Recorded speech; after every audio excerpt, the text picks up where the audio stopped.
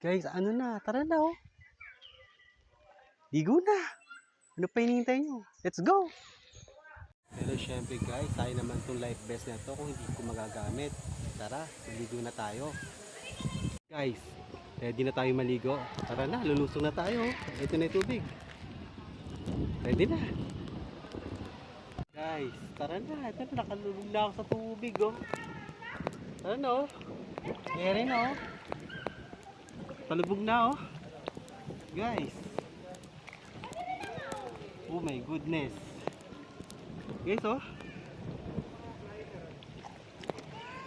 Guys oh. Malalim. Malalim. Uy, pre.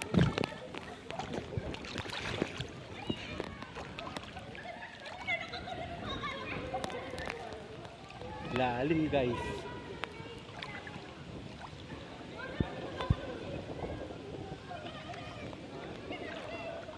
Guys, first time ko lang gumamit ng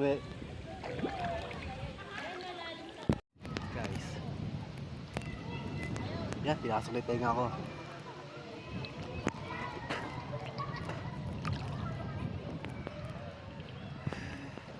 Solo rides lang to. Masaya. Ano gar?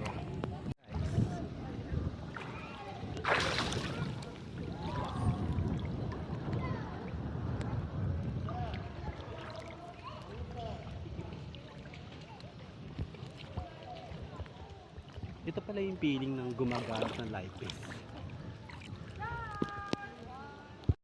Guys, oh, ang ganda. Ligo-ligo din pag may time. Ayan.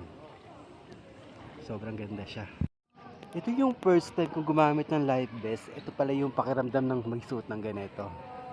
And in fairness safe siya. Guys, ito yung part ng ilog na ito. Ito yung malalim.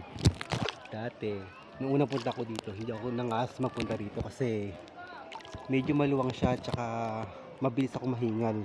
Kaya naman nating lumangoy, pero hindi ako ganun kalakas yung resistensya ko para tumaga sa langoy yan.